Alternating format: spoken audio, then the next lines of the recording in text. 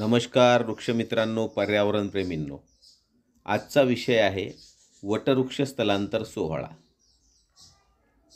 यापूर्वीही असाच एक व्हिडिओ रामकृष्ण पाटील यांच्या संदर्भातून मी शेअर केला होता. गाव मोताळा, जिल्हा बुलढाणा येथील प्रसिद्ध उद्योजक माननीय कैलासभाऊ गावंडे यांच्या विदर्भ ॲग्रिकल्चर्स या प्रतिष्ठानासमोर एक भलं मोठं वडाचं झाड होतं. हा बघा, त्या झाडाच्या स्थानांतरासाठी एक विशिष्ट भला मोठा गड्डा खोदण्यात आला.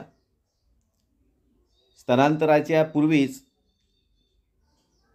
एक भला मोठा आधी गड्डा खोदून ठेवावा लागतो.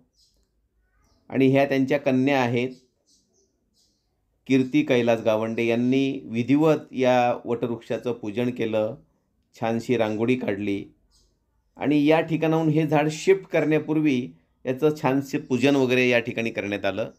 आणि कीर्तीने हा हट्ट आपल्या वडिलांकडे धरला होता की हे झाड तोडण्याऐवजी याचं स्थलांतर करावं. आणि त्यांनी फार मोठा खर्च करून हे बघा, JCBच्या साहाय्याने हे झाड मोकळं करण्यात आलं, याच्या मुळासकट. आणि त्याच्या आजूबाजूने भला मोठा खड्डा खोदून याची मुळं जपून हे मोकळं करण्यात आलं झाड.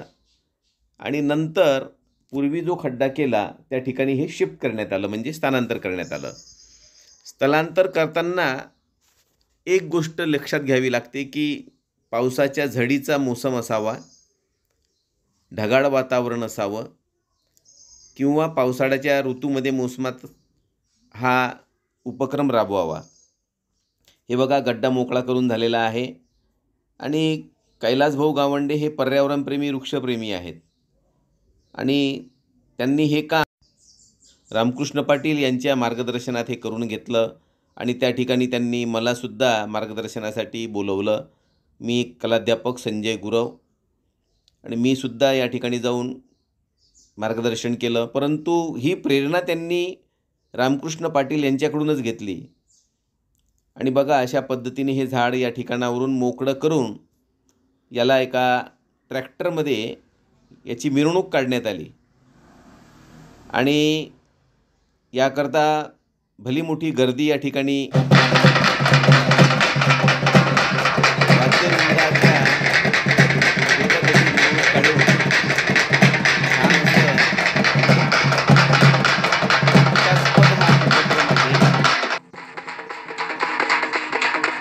वाजंत्री लावून या झाडाला एका ठिकाणावरून दुसऱ्या ठिकाणी स्थानांतर करण्यासाठी छान अशी याला मिरवणुकीचं स्वरूप देण्यात आलं.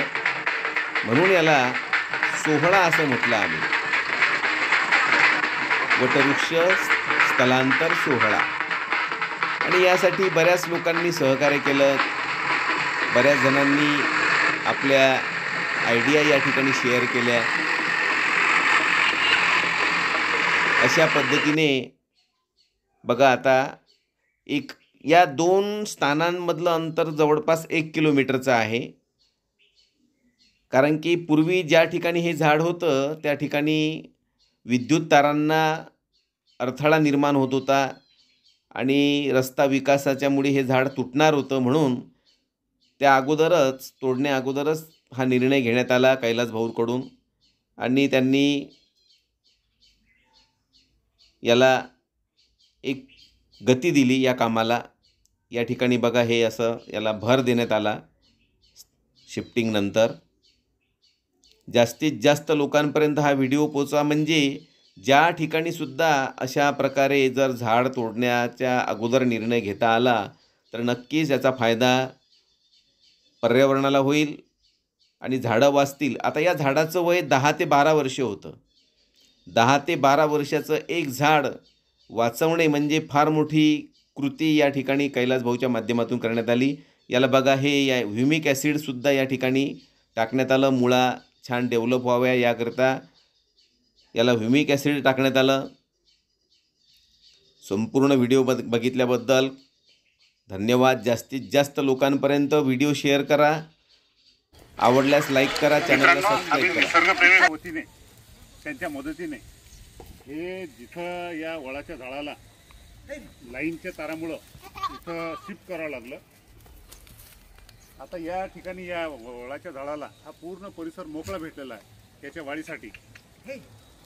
तर आपण झाड लावताना हा विचार केला पाहिजे की लाईनच्या ताराची अडचण नको यायला पाहिजे. कारण आम्ही पश्चाताप केला.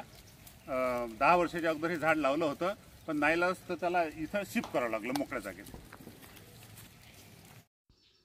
अशा पद्धतीने सर्व वृक्षमित्रांनी उपस्थिती लावली, सर्वांचं सहकार्य लाभलं, सर्वांचं मार्गदर्शन लाभलं.